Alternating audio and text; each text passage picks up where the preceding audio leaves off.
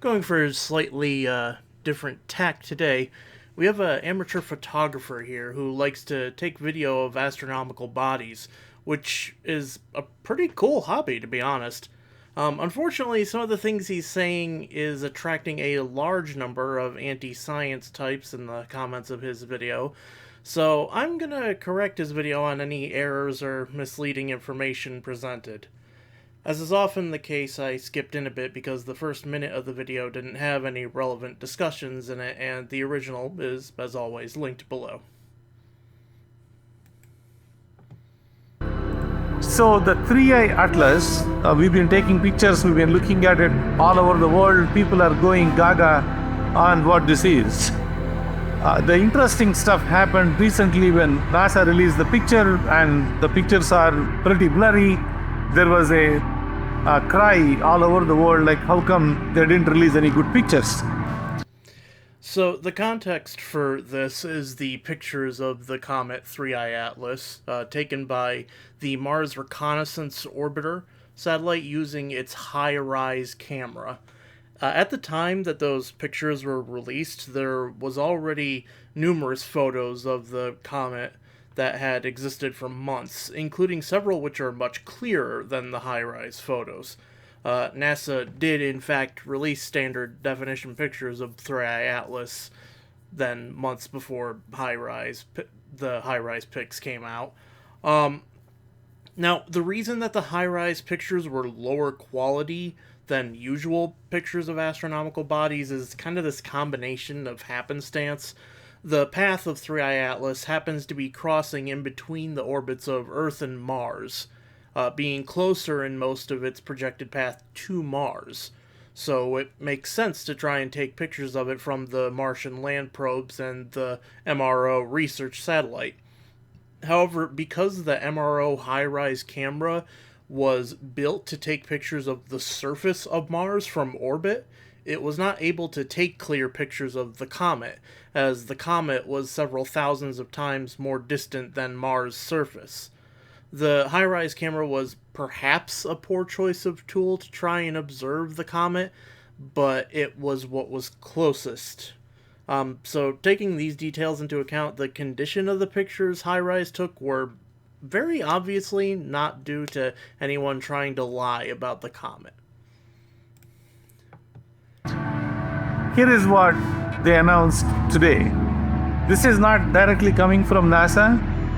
Now the 3i Atlas has been designated as a test object, no threat, just a test object for a formal planetary defense exercise. So it was released by the International Asteroid Warning Network, IAWN, just for the test, no threat for the Earth or planet or anything like that. It's working with the UN Space Affairs Framework. So the International Asteroid Warning Network, IAWN, I think you will be more familiar with this network now, IAWN, International Asteroid Warning Network. This is working for the United...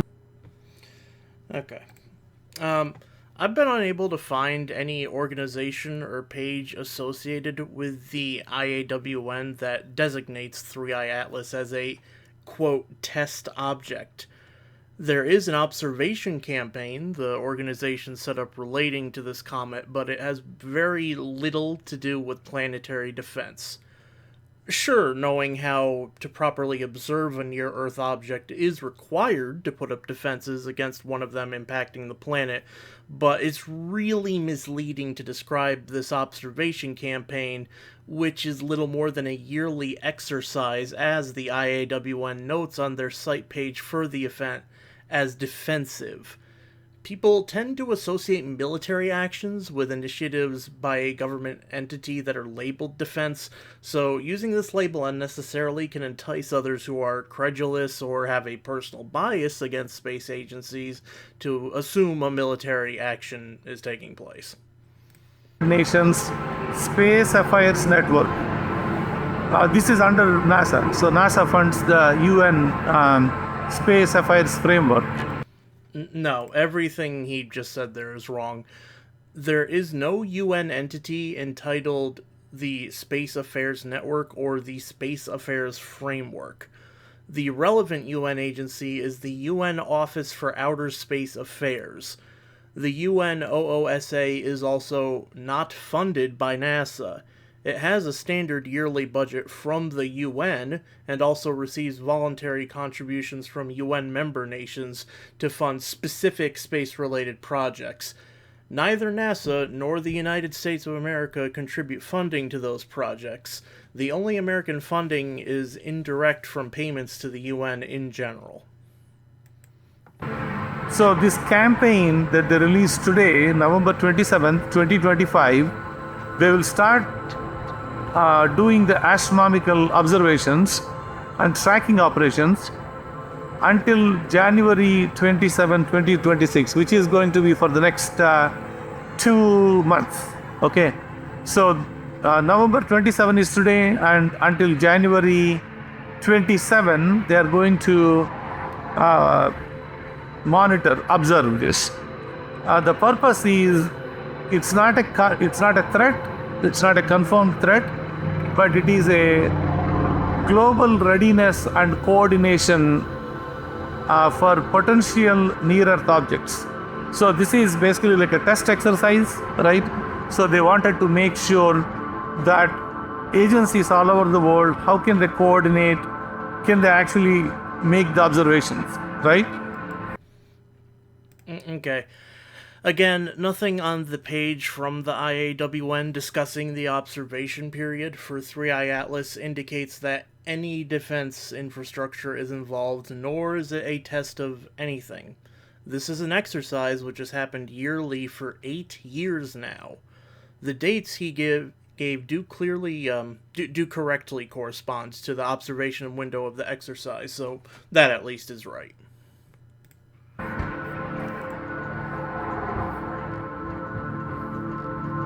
So this alert was issued by the International Asteroid Warning Network, IAWN. It is under the United Nations Office of Outer Space Affairs, UNOOSA, United Nations United Nations Office for Outer Space Affairs, UNOOSA, released this one. This is coming, also working under the NASA. And a reiteration of the lie about organizational structure. It's good that he correctly named the UNOOSA, but he should have made sure he had the correct name in the first place. I already mentioned how the UNOOSA is funded, so I'll lay out the relationship between the IAWN and NASA. The IAWN was set up by the UN and is currently coordinated. That is, data is organized and events in the network are planned by NASA. The UN still controls relevant budgeting, goals, and access to the IAWN, though, through the UNOOSA in particular. And I have no idea what alert he is referring to. There doesn't appear to be any unusual announcements or efforts made by NASA or the UN regarding the IAWN observation event. Again, this is a very regular, normal thing. So the formal campaign is November 27th through January 27, 2026.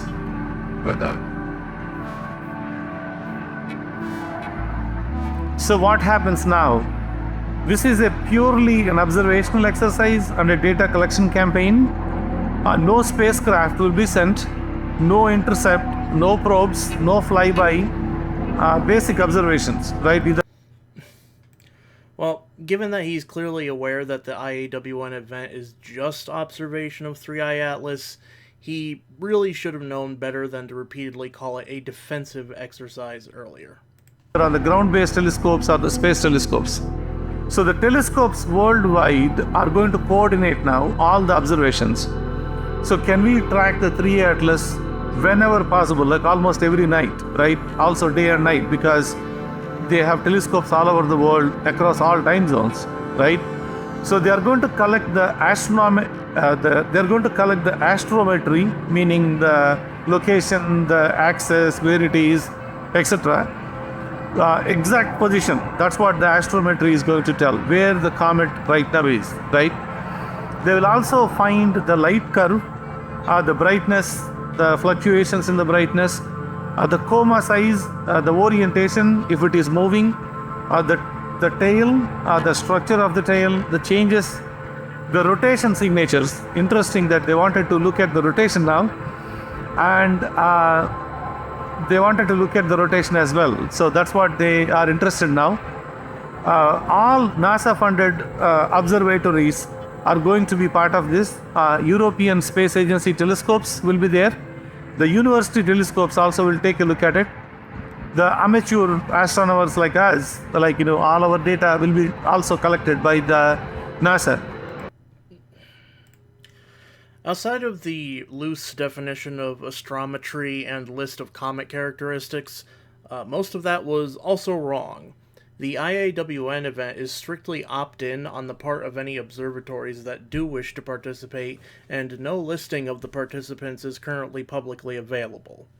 Further, the announcement of the observation event released from the IAWN notes that the only data which will be collected is those from participants that signed up for an IAWN workshop which happened back on November 10th. Whatever data random other people like the videomaker collect will not be included. And I'll again point out that the IAWN is not run by NASA. They compare all these observations. The international the agency want to test, can we combine the thousands of observations all over the world, and then can we detect any change in the trajectory, right? So they wanted to see if there is any movements, any deviations from the predicted path, right? Even if it is minor, they wanted to detect that. They also wanted to calculate the motion for these interstellar objects, because they were using the cometary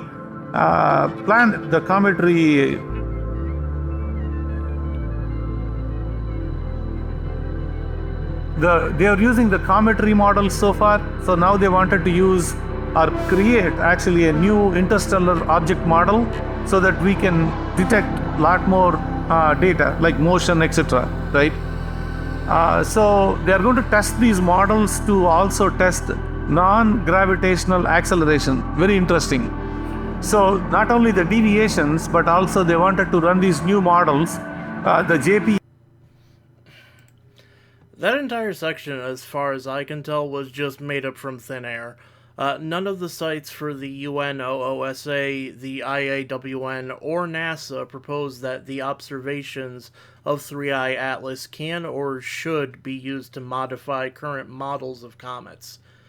This is a video with over 100,000 views on a channel with over 150,000 subscribers, chock full of speculations and flat-out untruths. ESA, European Space Agency, the Harvard Smithsonian, all of them now are going to take a look at the data that is coming out of these observations. They will also check if the tail jet are any outflows coming out of these. They also validate the new algorithms they are creating for these exotic objects. So it's a pretty interesting data that they are sending. So the agencies are going to exchange the data every few days. The NASA, the ESA, the European Space, the Japanese Space Agency, the JAXA, they will all share this information. They will update the orbit solutions, uncertainty if it exists, the rotation, the jet activity model, the coma, the tail, and also the tail evolution, right? This guess for what is planned to do with the observation data isn't itself all that unreasonable, but it is just a guess. All this framing for a fairly normal event about a near-Earth object gives the implication that it is a threat, when we have not been given a reason to assume such. Three-Eye Atlas is interesting, but at least in this video, it's overhyped. Warnings if any unexpected thing appears, right, which is something that they wanted to be ready for, right? Nothing physically is going to the comet. There is no spacecraft, there is no interceptor, there is no probe, there is no flyby, there is no approach mission. It's basically basic observations, right? So why are they choosing the 3-Eye Atlas now, right? One, it's interstellar, it is going at a super fast speed. It's slightly unpredictable. We are noticing that on our observations with our telescopes at home as well. There is no such thing as slightly unpredictable. I do not care for this man, no matter the size of his YouTube following, presenting himself as a professional in a field which he is not. His observations and analysis of his footage may concur with that released by professional astrophysicists, but until he successfully publishes a paper containing his data in a reputable scientific journal, his observations mean nothing to the actual science. They show jets and rotation, very underlying important part. So they are saying that there are some jets coming out and there are some rotation coming from this, so they wanted to observe that. They also wanted to know this weird morphology, right? Which I was underlying that and I was thinking, what do you mean by that, right?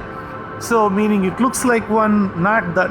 That's what weird morphology means, right? How does it appear and what is it really, right? So they wanted to notice that as well.